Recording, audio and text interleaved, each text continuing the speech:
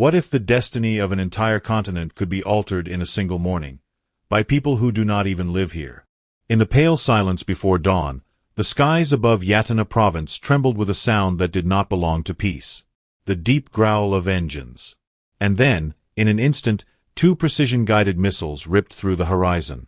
The province's only communications tower collapsed into dust. A nearby military outpost lay in ruins. 2 soldiers and 1 civilian woman were killed instantly. 7 more were wounded. Their cries echoed through shattered concrete and burning debris. This was no mistake. It was not confusion. It was deliberate. A strike launched from a U.S. military installation in Niger, without warning, without consultation, in violation of international law. But from the rubble rose something stronger than fear. The first shock.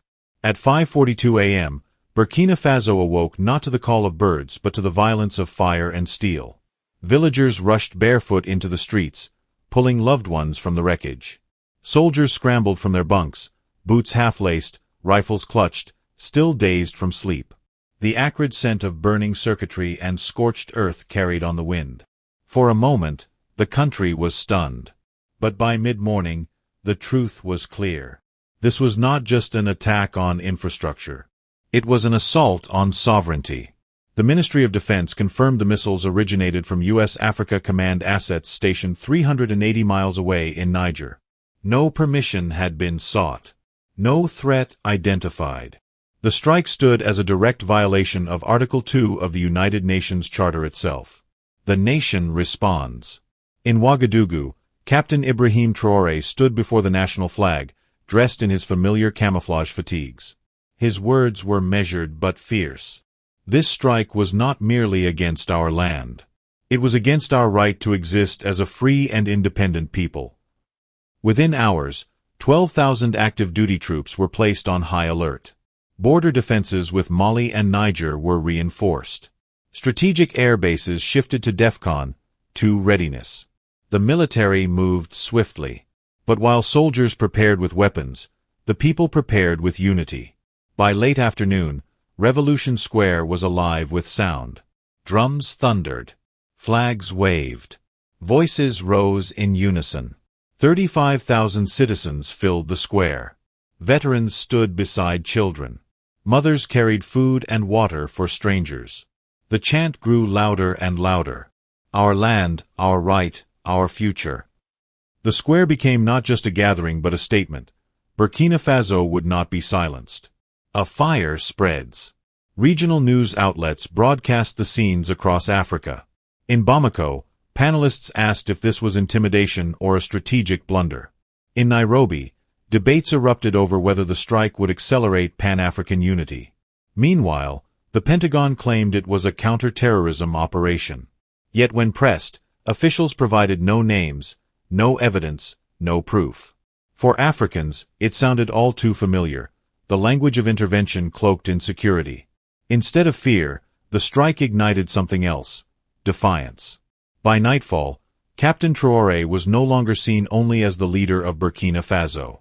He was becoming a symbol, an embodiment of African dignity refusing to bow. Radios crackled with callers declaring, "If they can strike us today, they can strike anyone tomorrow. We must stand together now, or we will stand alone later." A spark had been lit.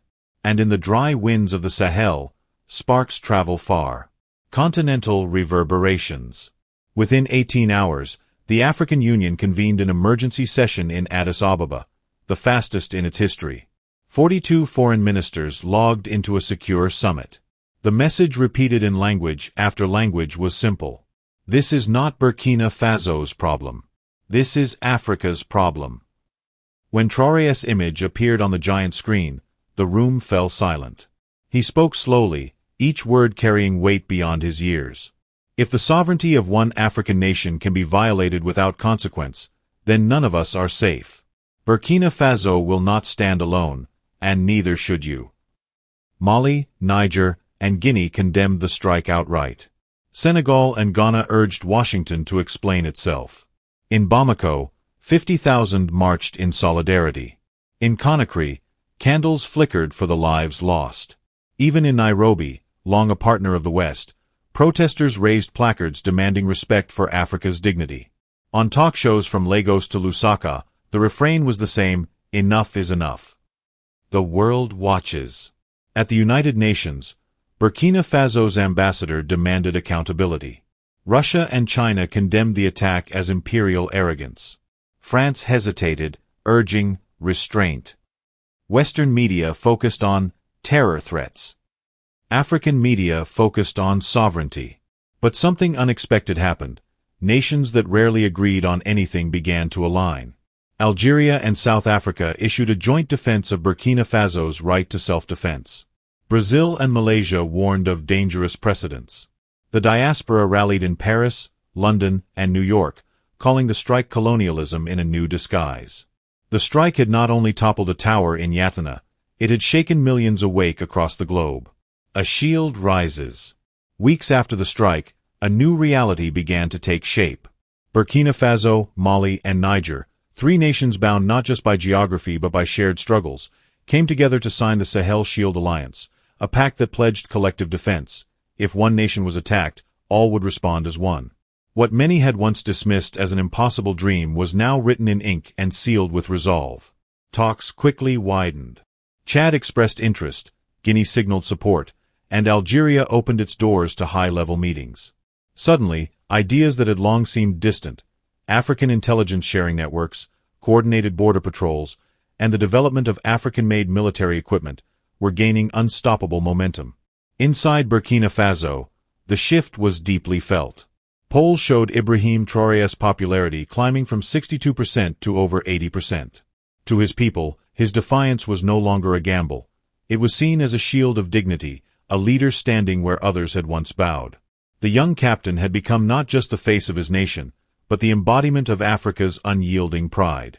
Then came the moment that cemented this transformation. 2 months later, when a foreign drone strike in Niger claimed the lives of 4 civilians, Traoré traveled to Niamey.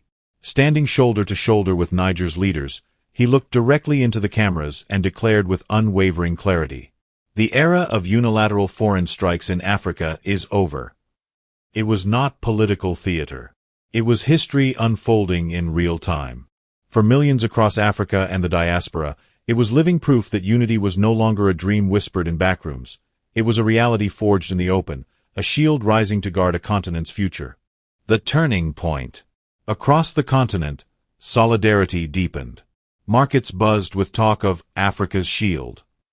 Hashtags like #SahelStrong trended for days. In Western capitals, analysts admitted off-record that Africa's unity was stronger than they had anticipated. Meanwhile, Burkina Faso moved beyond slogans into action. Mining contracts were restructured to benefit the people, not foreign interests. Suspended aid was replaced by African and Asian partnerships. The predicted economic collapse never came. Instead, resilience grew. At an African Union summit in Addis Ababa, Traoré stood before leaders twice his age. In his trademark fatigues, he spoke with the calm of a seasoned statesman. Sovereignty is not a gift. It is a responsibility. And it belongs to those willing to defend it. His words rippled across radios, markets, and streets. They were repeated in Bamako, Nairobi, Dar es Salaam. They became not just his words, but Africa's words. A fire that won't be extinguished. Burkina Faso's story is far from over. Challenges will remain. Pressure from outside powers will not stop. Those who fear a self-reliant Africa will keep searching for cracks to exploit. But the spirit awakened here cannot be silenced. A nation struck in the dark rose in defiance. And in doing so, it lit a fire spreading from the Sahel to the southern tip of Africa. We do not ask permission to be free. We do not negotiate our dignity. We stand. And we take it. So now, the question is yours. Will you stand with those who refuse to bow? If you believe Africa's dignity is not for negotiation, let your voice be heard. If you believe this is Africa's time, say it proudly. Africa bows to no one.